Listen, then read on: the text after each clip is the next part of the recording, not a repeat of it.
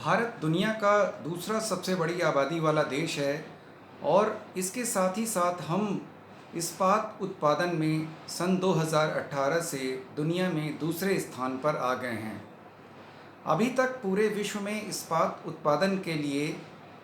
कोयले का इस्तेमाल किया जाता है, यानी कोल फर्नेस के द्वारा आयरन या इस्पात को बनाया जाता है।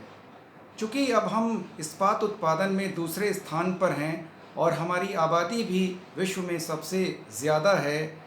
तो हमारी ज़िम्मेदारी भी ज़्यादा बनती है कि हम विश्व को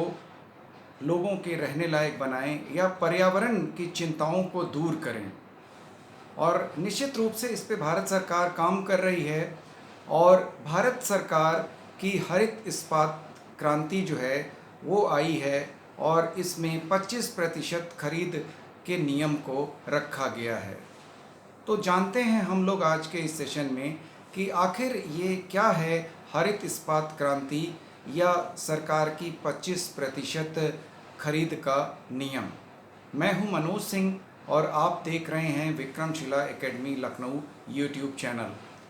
भारत सरकार एक हरित इस्पात खरीद नीति को अंतिम रूप दे रही है, जिसके तहत सार्वजनिक क्षेत्र में यानी गवर्नमेंट सेक्टर में इस्पात की कुल खरीद का 25% हिस्सा कम उत्सर्जन और पर्यावरण अनुकूल तरीकों से उत्पादित इस्पात से लेना अनिवार्य होगा। यानी कहीं ना कहीं भारत सरकार खुद प्रोत्साहित कर रही है कि जो भी इस्पात उत्पादक हैं भारत में, तो जो गवर्नमेंट खरीद होगी इस्पात की उसका 25%, जैसे मान लीजिए कि एक एग्ज़ाम्पल के स्वरूप कि भारत सरकार के सार्वजनिक क्षेत्र को मान लीजिए 1000 टन इस्पात की आवश्यकता है, तो 1000 टन इस्पात की आवश्यकता है तो वो निश्चित रूप से बाज़ार से खरीदेगी। और भारत सरकार ने अपनी जो नीति बनाई है कि 25% हिस्सा यानी 250 टन वो उस कंपनी से खरीदेगी जो इस्पात बनाने में पर्यावरण अनुकूल तरीके का इस्तेमाल कर रही है, यानी ऐसे तरीके का जो कम कार्बन उत्सर्जन कर रहा है या हरित जो गैसेस हैं उनका उत्सर्जन उसमें कम हो रहा है। अब ये तरीके कौन से हैं? जैसा कि मैंने पहले ही चर्चा किया कि अभी तक इस्पात इंडस्ट्री में ईंधन के रूप में कोल या कोयले का इस्तेमाल किया जाता है और कोयला, जैसा कि आपको पता ही है कि कार्बन उत्सर्जन का सबसे बड़ा कारण है। और अगर हम इस्पात इंडस्ट्री की बात करें पूरे विश्व में, तो पूरे विश्व में अगर कार्बन उत्सर्जन जिस सेक्टर से सबसे ज़्यादा होता है वो सेक्टर है इस्पात मैन्युफैक्चरिंग का सेक्टर। और चूँकि अब हम लोग विश्व में दूसरे स्थान पर उसमें हो चुके हैं, तो निश्चित रूप से हमारी जिम्मेदारी ज़्यादा बनती है। तो ये जो पर्यावरण अनुकूल तरीके हैं वो हैं क्या मुख्य रूप से? तो दो चीज़ें हैं। एक तो जैसा कि आप ऑटोमोबाइल सेक्टर में भी देख रहे हैं कि हाइड्रोजन चलित गाड़ियों का इस्तेमाल अब बढ़ेगा। सेम वैसे ही दो तरीके, हाइड्रोजन को ईंधन के तौर पे इस्तेमाल करना और दूसरा तरीका है नवीकरणीय जो ऊर्जा है उसको इस्तेमाल करना, जैसे सोलर एनर्जी से बिजली बनाना और उस इलेक्ट्रिक फर्नेस के द्वारा इस्पात को पिघलाना या इस्पात इंडस्ट्री में काम करना। दरअसल जो हाइड्रोजन आधारित डायरेक्ट रिड्यूस आयरन या DRI है वो अब कम कार्बन उत्सर्जन के लिए सबसे बेस्ट तरीका माना जा रहा है, लेकिन अभी वो बहुत ज़्यादा प्रचलन में नहीं है। लेकिन जिस तरीके से भारत सरकार अपनी इस इस्पात खरीद नीति को सामने ला रही है, तो निश्चित रूप से एक बड़ी खरीद भारत सरकार करती है, भारत सरकार का सार्वजनिक क्षेत्र करता है, तो चूँकि अब बाध्यता हो गई कि 25% उन्हीं कंपनियों से खरीदा जाएगा जो पर्यावरण अनुकूल तरीके से इस्पात को बना रहे हैं, तो वो कंपनियां भी अब अपने यहाँ उन तरीकों को अख्तियार करेंगी जिनसे कम कार्बन उत्सर्जन होता है। इसके अलावा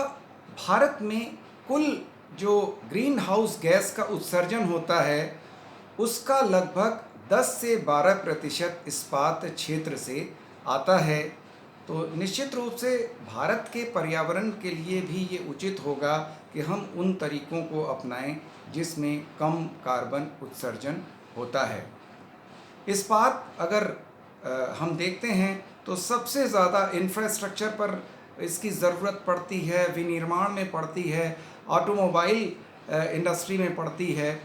और हम अब हर सेक्टर में कोशिश कर रहे हैं कि हम स्क्रैप का अधिक से अधिक प्रयोग कर सकें। जिस तरीके से ऑटोमोबाइल इंडस्ट्री में अब 15 साल से अधिक की गाड़ियों को स्क्रैप के रूप में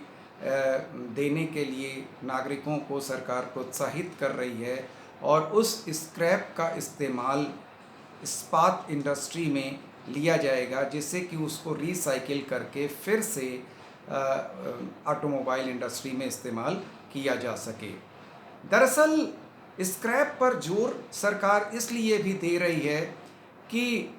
स्क्रैप को अगर हम कच्चे माल के तौर पर इस्तेमाल करते हैं स्टील इंडस्ट्री में, तो जो उत्सर्जन जो होता है, जो नॉर्मल स्टील बनाने में होता है, उस उत्सर्जन की तुलना में 58% कम उत्सर्जन होता है अगर इस्पात बनाने में हम स्क्रैप का इस्तेमाल करते हैं। तो इसीलिए भारत सरकार स्क्रैप पॉलिसी पर भी विशेष ध्यान दे रही है, जिससे कि उसे भारत में उपलब्ध जितना भी वेस्ट आयरन है वो उसको इस्पात निर्माण में उसको मिल सके। इसके अलावा जिस तरीके से नवीकरणीय ऊर्जा पर हम जोर दे रहे हैं, तो वो भी इस्पात निर्माण में महत्वपूर्ण भूमिका निभा सकती है, और इसे ही हम इस्पात हरित क्रांति के रूप में हम प्रचारित कर रहे हैं, जिससे कि विश्व के अन्य देशों को भी अन्य देशों में भी जागरूकता पैदा हो सके कि किस तरीके से कार्बन उत्सर्जन कम किया जा सके और किस तरीके से ग्रीन हाउस गैसेस के इफ़ेक्ट को कम करके पूरे विश्व को मानव के लिए जीव जंतुओं के लिए उपयोगी बनाया जा सके। तो हम पूरे विश्व को एक नई दिशा दे सकते हैं। इस मुद्दे पर आपकी क्या राय है, कमेंट में ज़रूर लिखिएगा। आपसे अनुरोध है कि Vikramshila academy Lucknow YouTube channel को अधिक से अधिक सब्सक्राइब करें, लाइक करें और शेयर करें, जिससे कि इस तरह के नए नए वीडियोज़ हम लोग ला सकें। नमस्कार, जय हिंद, जय भारत।